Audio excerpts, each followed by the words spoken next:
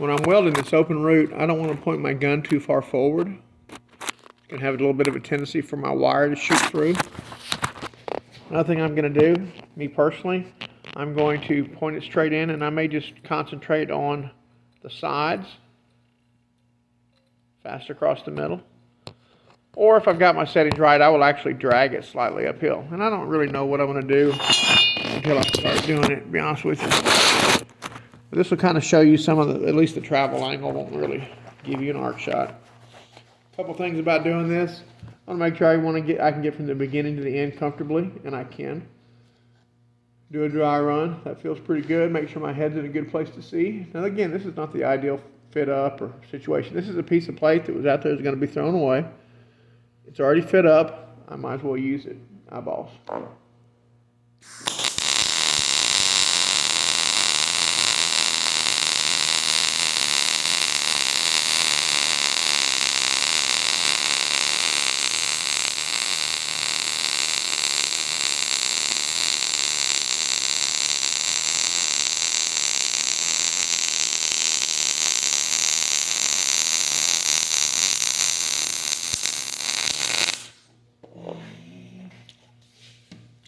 Looks like it went in there. We'll look at it together. So there's the front of it. And we'll see what's on the back. And there's the back of it. So that was with a slight side-to-side motion. Now I'm going to go ahead and put a second pass on there. I'm going to go ahead and turn it up just a little bit hotter. Put it up on about 17.5. About 235. I am going to be welding over that 60-10 pass that's on the bottom. I'm going to clean it up a little bit.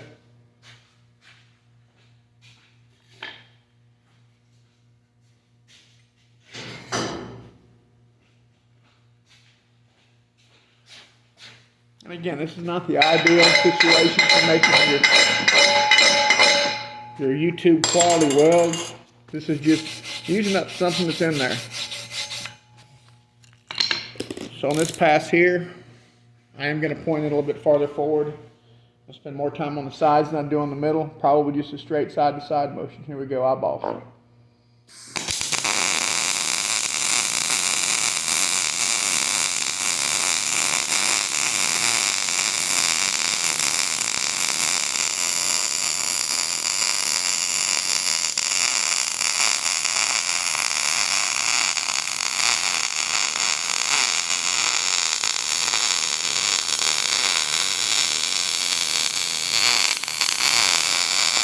So I'm over the 60-10 now.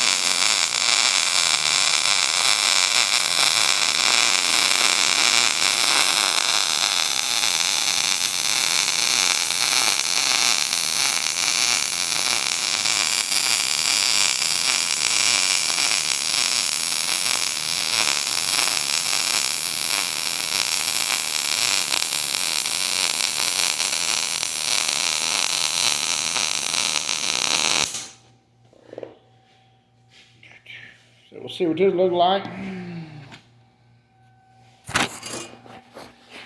Nothing spectacular. Got it flushed out a little bit more hump down here at the bottom. It was hard to go over that 60-10. It's pretty lumpy. Even stick welding, I'll probably ground some of that 60-10 off.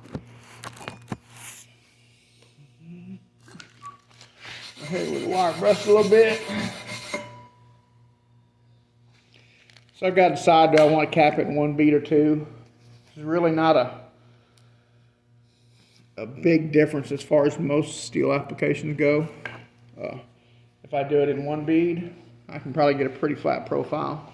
I will put a little bit more heat into the plate in one given pass. If I do it in two beads, the overall average heat input for each one of those beads will be a little bit lower.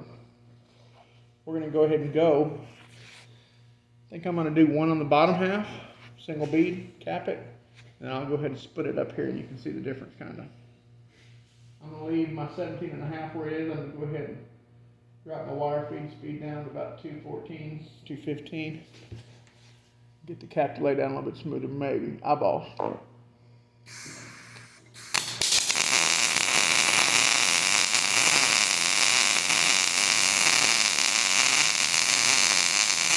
I only want to go wide enough to fit in the bevel.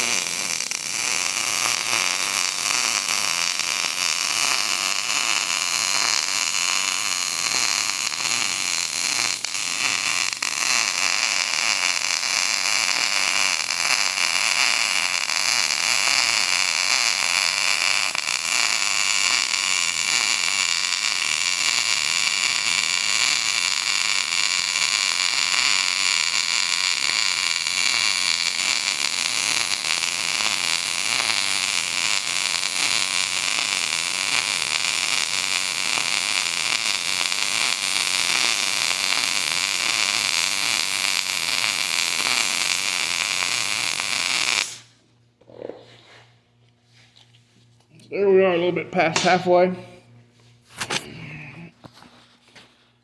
And then there's my cap on that. Knock some of the silk off up here.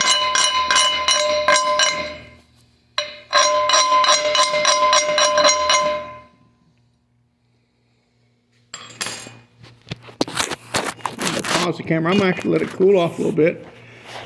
Not ice cold, but I'm gonna give it a few minutes. Pause the camera.